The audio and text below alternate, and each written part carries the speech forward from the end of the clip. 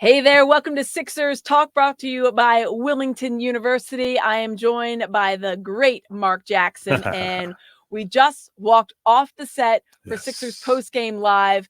And the Sixers, I thought they had that one. We were just talking about this as we were coming upstairs, Marc. I thought they had that one. Yeah. The story of the day has to be offensive rebounding and second chance points.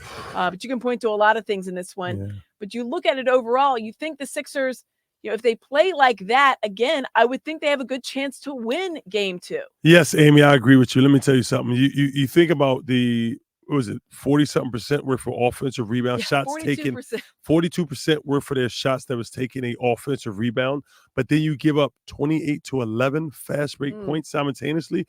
I mean, I think New York just outwilled us that game. Maybe now, can you fix one of those things leading in the game 2? I believe you can. When you get out rebound like that and you get tripled on the fast break points and you barely lose, I see a positive there. Yeah, I mean, that's the thing.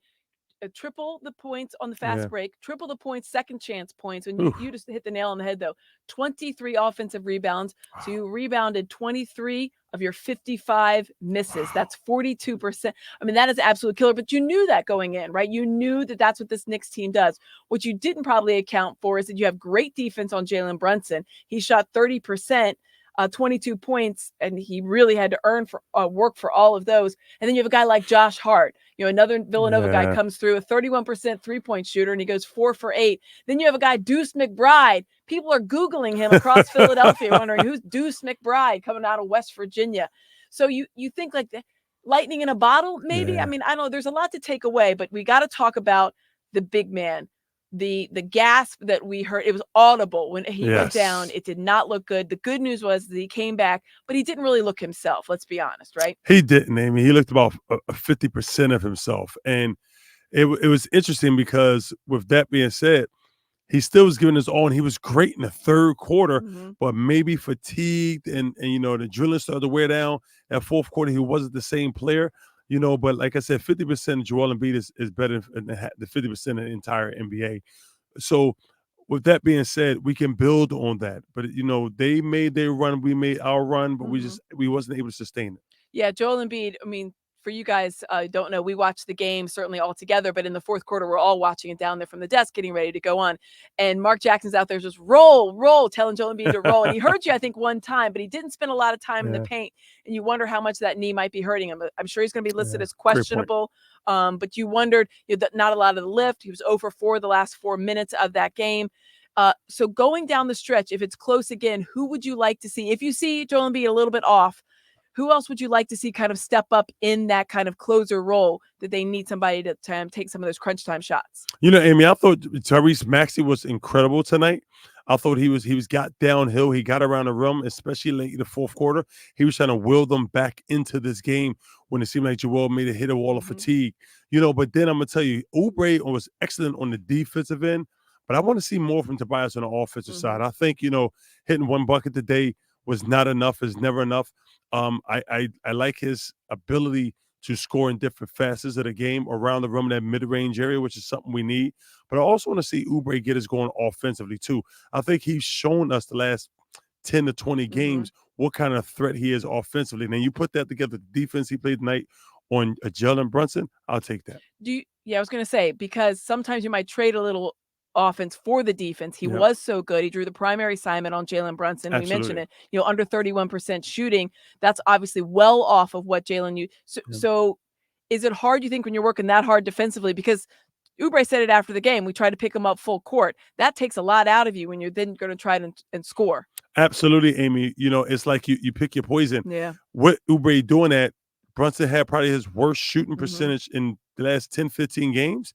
But then it takes a lot out of you on the other end. So it's going to be difficult for Oubre to get buckets because he's exerting himself so much on the defensive end. That's why we need other people to step up. I know I missed the bias, but I want to see Buddy Hield hit some shots for us. I think, this is his first playoff game, people. This is his first playoff game. And I forgot how long.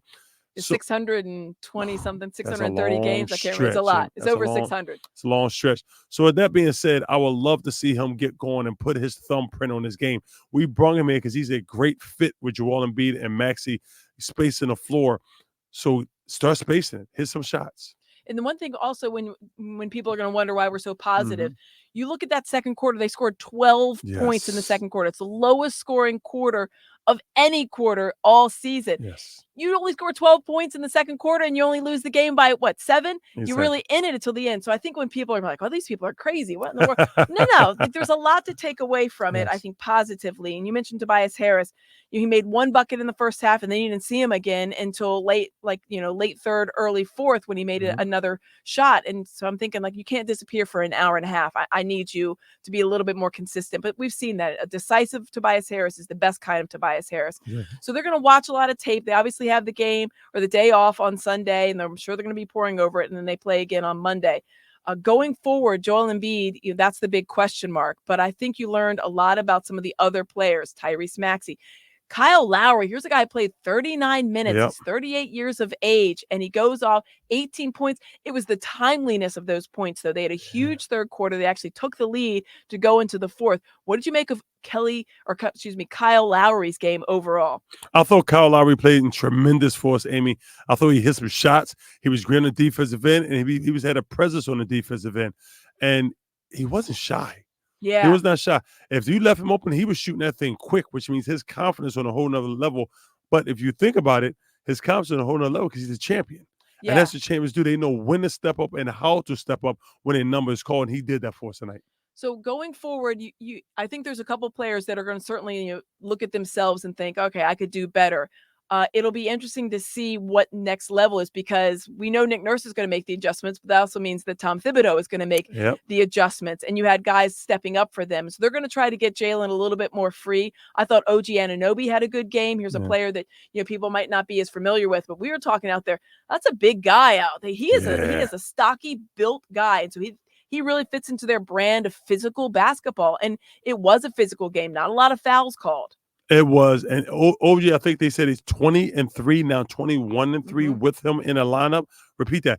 21-3 with him in the lineup. He again is present. He hit shots when it called for. He got rebounds. He finished, but he defended tremendously. He's very well known for his ability to hit some shots as well as get some points, but he's very physical type of player. He's like a Jimmy Butler-esque player when it comes to his physicality.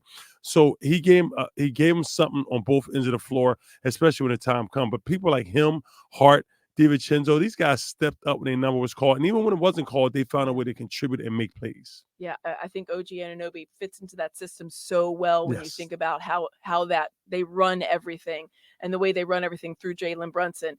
How weird was it with all those Villanova guys? You're a Temple guy. It was weird to see them all out there and doing so well. We got the one Kentucky guy, we got a Villanova guy, and they have 3 Villanova stars, really, at this point. Stars. Yeah, it was. I thought it was good to see Philadelphia represented. Yeah. So it was good to see a lot of players from universities in Philadelphia out there contributing in the first round of playoffs. Unfortunately for the Sixers fans, the Villanova guys got their way tonight with that win. But we got to do better. We got to do better, and that's what adjustments for. And like you said, Amy, Nick Nurse going to make adjustments, and so is Tom Thibodeau. And the thing is, once these adjustments are made for game 2, as you go into the game, I'm a big fan on a component of making adjustments throughout the course of a game. And both of these coaches are some of the league's best in Thibodeau and Nick Nurse. This was one series when you looked at it on paper, and I know Paul Reed said, like, oh, we preferred to play the Knicks than the Celtics. I mean, yeah, because no one wants to play the Celtics in your first play round, your playoff series. But you're wondering, yeah, it would have been better to play the Bucks, you would think. I mean, I don't know. I guess you can only say on that one. But going forward, you predicted 7. Yes. This would go 7. That's tough because you like the Sixers to win this one, which means you have to get the split up there in New York in order to try to get everything going your way.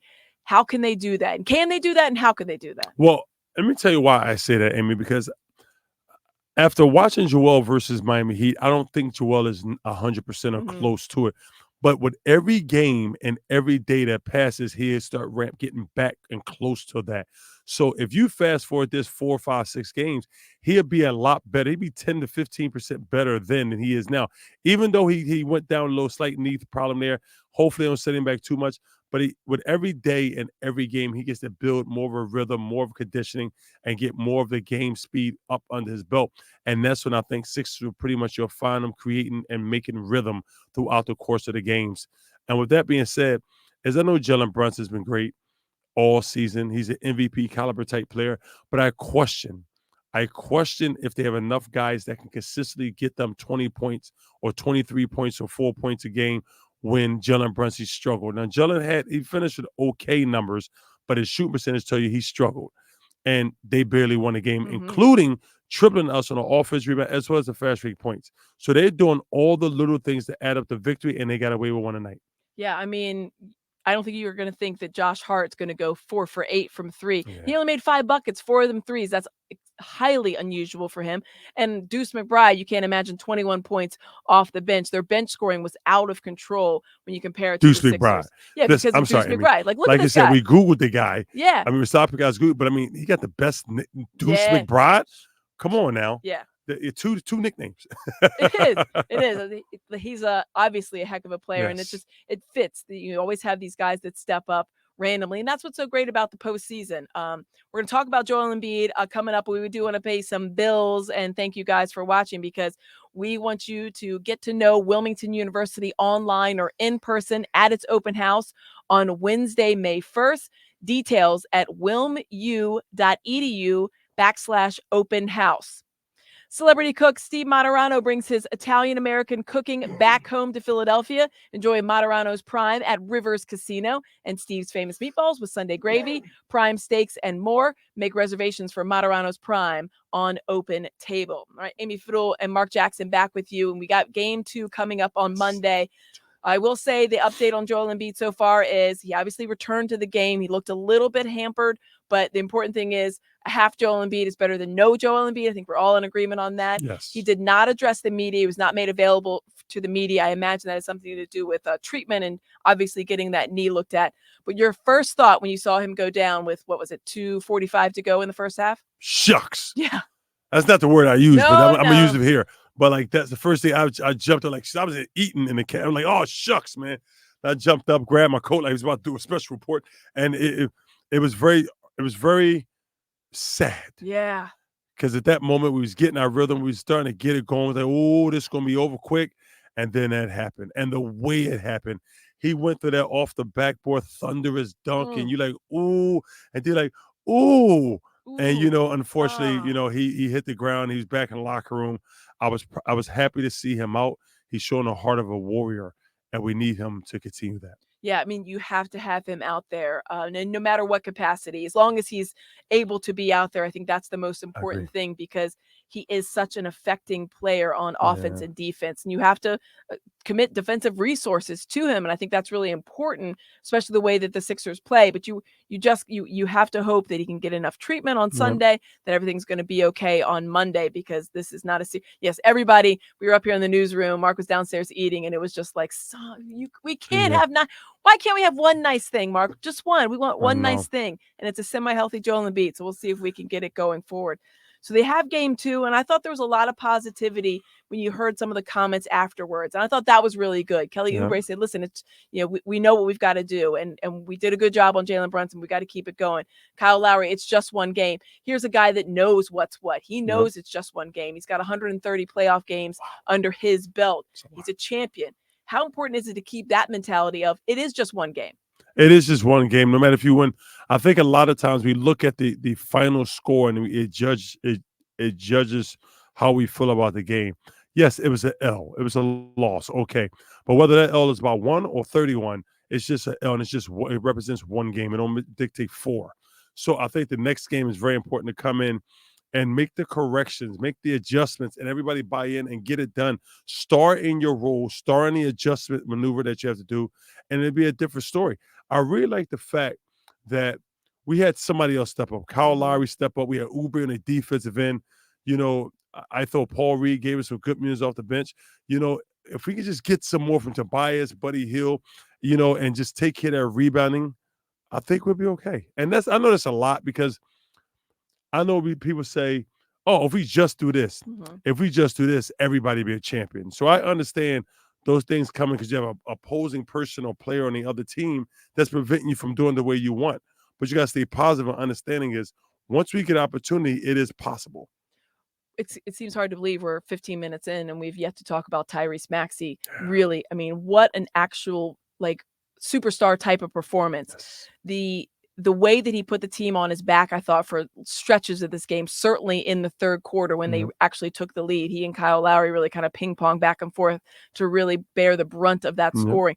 33 points. You said something on our pregame show. This is where legacies are really cemented. This is where legends are born. You have to perform in the postseason. And through no fault of his own, obviously, in his first year, but in his second year, you just didn't see as much from Maxey as you wanted in the postseason. And last year, I think it was kind of a mixed bag. What did you make of his game one performance? I thought Maxey was tremendous, Amy. I thought he hit some shots. He got to the rim, finished at will. I thought his agility and getting in the passing lane and causing a little difficult for the New York guards was a problem. I think it has to continue. Yeah. You know, your legacies are not just created during the season, but they're really put over the top in the playoffs because people understand the magnitude of these games. And not everyone can show up in the playoffs. You know, what you're doing in the regular season, it's actually 2 seasons now. Look, it's 3. You have your early preseason preseason tournament. You have the regular season. Now you have the playoffs. I'm telling you, 3 different seasons. And not everyone can step up and have great performances in the playoffs. But those who are capable of doing that become legends. Yeah, and he's a guy that you needed that from him, right? You had to have it, and you see his 33 points, and it's no surprise on how much he affected the game. Just the shots there was one point we were talking on set, it was just like Josh Hart was just like, what do you want me to do with this guy? Because he had like an around the circle. Dante DiVincenzo flew at him at one point, and he was like, oh, you're going to go this way, I'm going to go this way, and he made the bucket. The stuff that he does, I think someone just got an email. The stuff he does, I think, is just so it's amazing. And I think the people up in New York, it was a hostile crowd. We knew that. I saw some Sixers fans in there, wish them luck, because that is a very hostile crowd. It's so interesting that these two have not met since 1989. And Jimmy Lynam's not on with us, but Jimmy was the coach of that team in 1989. This is a good rivalry, and I think it's one that we could be seeing a lot from. So it's really important, I think, for the Sixers to try to like get their foot back in this one. They want to make sure that they return the favor at the Garden. What was it like when you would play in these playoffs and you would have like that kind of atmosphere? Let me tell you something. I think the greatest atmosphere when I played in the playoffs is I remember when I was with the Minnesota Timberwolves going against the Lakers. Going against the Lakers, and we stole one in their home court in that first game. That atmosphere was crazy because the Lakers crowd, they may be the who's who of fandom, but they also get into them in playoffs. Come regular season, they on chill, but when the playoff come, they really there. And winning in the Lakers home court that for game one under that crowd was just a special heated moment, and the atmosphere was large, and we played to it. Of course, they came back and beat us the next 3 games, but that's irrelevant. It's still the Lakers. No one. Your Timberwolves smoked the Suns tonight. Yes. That was not even a game. Anthony Edwards, another coming out party. They said Ant-Man was activated in the third quarter. That's what he said.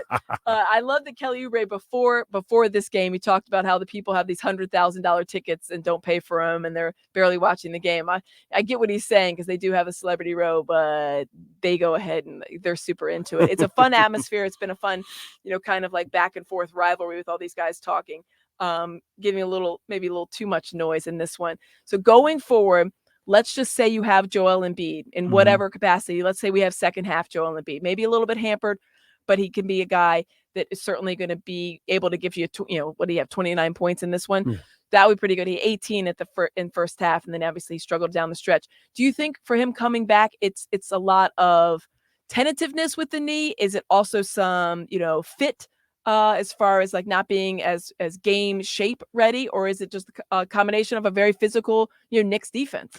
Amy, I think it's a combination of everything. Yeah. I don't know if it was the scheme of New York. I don't know if it was the conditioning. I don't know if it was pain in his knee. But I'll tell you this. If Joel is good enough to come back on that court, I think as the game progressed, he would find his rhythm and dominate as usual.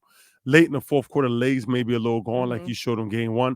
But with that being said, I want Joel out there. I want Joel to give us what he can, but it has to be some adjustments. I think that the last 6-7 minutes of the game, I don't think he moved from the top of the key, maybe once, but I don't think he moved much, and that could have been tenderness. But I could see game 2 getting some rehab in, and getting a day of rest will help to help lead us for him in game 2. You like their chances in game 2? I do, because I thought New York was in trouble tonight. Yeah. Even after Joel came back in the second half, they was in trouble, and I think the Sixers wore fatigued. What about, and before we let you go, I got to ask, why no foul the last 50 seconds of the game? Amy, I don't know. We're just that was a lot. it. Yeah, we're like, why are you not fouling? What's happening? I think they was trying to get a trap first and then foul, but I think the rhythm of the game had got away from them. They sometimes you kind of fall asleep, I would say, and you don't get something done, and then it costs you, and that's what I think happened. It's a squirrely little Knicks team. They're running all over the place. Is it weird for you to see Jalen out there, a guy you've known since he was in diapers? Yeah, it is. It's only weird when I don't see Rick. Yeah. So like when I see Jalen, I'm like, oh, that's just little Jalen. And then they pan the camera as Rick dribbling the court. I mean, Jalen dribbling the court. Then I see Rick behind him. Then I just flash back to watching Rick have him on the court as a 5-year-old and just mean mugging him, giving these mean looks, talking to him, but loving him at the same time. And they're like this.